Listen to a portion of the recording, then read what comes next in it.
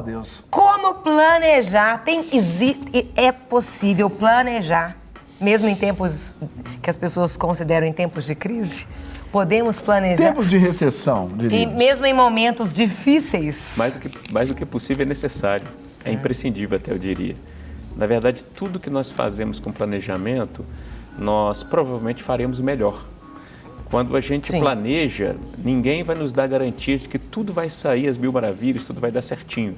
Mas a gente diminui muito o risco das coisas darem errado.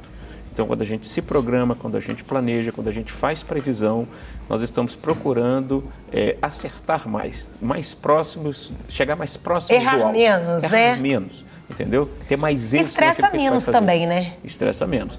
Dá um pouquinho de trabalho, mas o resultado, aquilo que você colhe depois é muito melhor. Então, questão do planejamento, a gente tem que deixar um pouquinho a preguiça de lado, né, Serginho? Deixar um pouquinho a preguiça de lado e realmente, assim, pegar, botar a mão na massa e fazer um planejamento. É um tempo que você gasta, mas que você vai usufruir muito dele depois na frente. Considerando, Célio, por exemplo, já uma cultura talvez errada que a gente recebe sobre o tato, o trato e a forma de lidar com o dinheiro, o primeiro aspecto desse planejamento é entender que nós precisamos mudar. Sim. O processo começa aí, a gente tem que entender isso. As pessoas muitas vezes resistem. Primeiro, elas acham às vezes que isso não é necessário, né? Eu me lembro de um caso há muitos anos atrás. Tem gente que não tem dívida, mas gasta mal o dinheiro, né? Gasta mal do mesmo jeito. Porque, na verdade, sim. Há muitos anos atrás eu lembro de um caso do irmão que ele falava assim, eu guardo tudo na cabeça, sabe? Mas a gente tinha desconfiado que ele tinha algum probleminha, porque a vida financeira dele não andava muito bem. Ele estava com os fusos horários meio atravessados, igual de Carol Malta. Mais ou menos isso. Porque, assim, realmente a vida financeira dele não era uma vida financeira boa. Então, as pessoas muitas vezes menosprezam essa questão. Elas acham que é um gasto de tempo que não vale de nada, sabe? Não tem o costume. Porque tudo é hábito, né? Sim. A gente tem que enxergar a importância das coisas e se habituar a fazer, né? Uma coisa que eu falava muito para os meninos, você estava falando há pouco, né, Sérgio? Os dois já estão casando. Né? Mas uma coisa que eu falava muito para os meninos quando eles eram menores é o seguinte, na vida a gente não faz só aquilo que gosta. Sim. Existem coisas que você tem que fazer independente de gostar ou não. É verdade. A questão de cuidar das finanças, de zelar, de planejar, é uma delas. Você tem que fazer isso independente de você gostar ou não gostar. Seja em tempos bons, você não tem que olhar se está na crise ou não está na crise. Você tem que começar a fazer para ontem. Isso é que você tem que começar a fazer. E comece, qual que é a maneira mais fácil de começar? Veja qual que é a forma mais simplificada. Não começa, não inicia por algo difícil, não. Se você, por exemplo, tem uma dificuldade com o computador, né, em manejar aplicativos, começa com uma coisa simples, começa com o bom e velho papel e caneta, entendeu? Vai anotando as coisas, vai devagarinho, cada dia você anota, depois você vai somando, você vai se surpreendendo, porque você vai começando a enxergar para onde que o dinheiro está indo, você vai se animando, vai vendo que aquilo ali, na verdade, é uma coisa gostosa de fazer, o controle é gostoso. E, principalmente, quando você chegar no ponto de conseguir sair da situação de dívida, vai começar a ter dinheiro guardado para você poder fazer os investimentos na hora certa. Aí poder, literalmente, usufruir do prazer de gastar dinheiro, né? De gastar o dinheiro bem, de aplicar, de investir o dinheiro bem. Seja em projetos pessoais, seja em projetos do reino. O importante é nós temos que sair. Você imagina, né? O cidadão, por exemplo, ele está lá na igreja dele e de repente ele ouve uma situação de uma pessoa que está passando uma necessidade ou de um missionário, ele talvez até no coração gostaria, mas o camarada está todo endividado. Como é que ele faz? Ele entra ali numa situação de conflito. Conflito, Então nós temos que ser bons mordomos, bons organizadores para que possamos ser bons investidores. Eu queria que você falasse, pastor, a respeito disso, porque às vezes as pessoas, quando você falou, na verdade nada é nosso, nós somos mordomos. E tudo que a gente faz é para o reino mesmo. E às vezes as pessoas têm uma noção errada. Então, eu vou me dar o direito de fazer aquilo que eu quero. E às vezes são esses eu quero porque são muitos, que às vezes podem nos colocar em situações muito complicadas na questão do planejamento. A gente pode fazer aquilo que a gente quer segundo a vontade de Deus e ser bem-sucedido. Eu queria que o senhor falasse sobre isso. Porque eu até brinco muito, a gente fala, às vezes as pessoas reclamam muito dos 10%. Não preocupa com os 10% do dízimo não, filho, porque pelo menos esse aí você já sabe onde que vai. Preocupa é com os 90% que vai ficar na sua mão e Deus vai pedir conta disso. E aí sim, Eu queria que o senhor falasse um pouquinho sobre isso, porque às vezes a minha autonomia, independência em fazer uma coisa é aquilo que às vezes me prejudica. Se eu estivesse investindo às vezes no reino 100%, apesar de que tudo é reino, eu teria menos problema. É verdade. Você vê que em tudo Deus é zeloso, né? Então, quando a gente entende que tudo é do Senhor, sai um peso das nossas costas também. A gente continua com a responsabilidade, mas sai um peso das nossas costas. Eu costumo dar um exemplo bem simples para as pessoas entenderem isso, porque é importante a gente internalizar os conceitos, princípios, né? Você imagina o seguinte, se você estiver andando, por exemplo, no interior, né? Eu gosto muito de manga, adoro manga. Nessa época agora, então, uma manga rosa, por exemplo, é uma coisa deliciosa. Mango bar. Também? O bar? Não, Sabe por que ele é igual ao mango bar? É isso aí que a malta.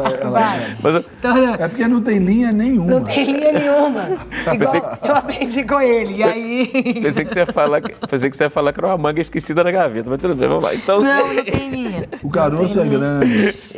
Mas vamos pensar o seguinte, se você está andando aí pelo interior, pela roça aí, né, e de repente você vê assim, na beirada do caminho um pé de manga, aquela manga, sabe, amarelinha, tá até cheirando bem. Aí você olha no pé assim, tem um bambu, você fala, Deus é grande, olha só. Olha, preparou tudo. Preparou tudo, e você vai lá e chucha o pé de manga, pega a manga, chupa, que gostoso, né? Mas imagina uma outra situação, você está andando pelo mesmo lugar, tem o mesmo pé de manga cheirosa também, carregadinho, tudo bonitinho. E tem até um bambu lá, só que tem um negócio, na beirada da estrada tem uma cerca. Opa! A gente sabe que não existe terra sem dono, mas a partir do momento que tem a cerca, aquilo nos segura. O Salmo 24 diz que tudo pertence ao Senhor, tudo é dele. Quando a gente entende isso, há algo que nos detém. Olha, peraí, eu estou lidando com coisa que não é minha. Estou lidando com aquilo que é alheio. Eu sou apenas um mordomo, apenas um administrador. Então, eu tenho que ser um bom administrador, um bom dispenseiro. Eu tenho que me esmerar em relação a isso. Com excelência. Com excelência. Até porque, se nós nos transportarmos lá para a parábola do talento, né, nós sabemos que um dia o Senhor ele vai voltar e vai pedir contas. Né? Pastor Célio, a gente viu aí, agora recentemente, uma geração sendo formada, pautada ali bem propriamente por uma política de consumo. Sim. Então, crédito fácil, tudo muito fácil. Como trabalhar com uma pessoa assim, ou uma família que se estabeleceu nesse patamar, agora rendimento caiu, orçamento diminuiu, vive sob esse tacão ali do consumismo? Como tirar essa pessoa desse estágio para levar essa pessoa a um estágio de saber estabelecer os seus objetivos financeiros, saber estabelecer as suas metas financeiras? Como trabalhar isso? É um processo complicado, viu, Serginho? Porque é um desafio, né? É um desafio. Porque, veja bem... Porque eu estou falando assim, eu estou falando de boa parte da população brasileira. É verdade. Mas veja bem, só estamos nós aqui, o nosso telespectador. Isso, só estamos nós aqui. Então vamos nós. falar sério, gastar é bom, não é? Demais. Gastar é bom. E muitas das vezes, o que as pessoas fazem quando elas se endividam? Elas gastam para além daquilo que elas ganham, por isso que cria dívida, né? Sim. Então ele gasta mais do que ganha. Então, esse processo de gastar mais do que você ganha é muito bom, porque você está gastando de forma desenfreada, você está fazendo compras que você não poderia, você está adquirindo coisas que você não teria condição de fazer. Quando a pessoa se endivida e você propõe para ela que ela tem que gastar menos do que ela ganha, a diferença fica muito grande.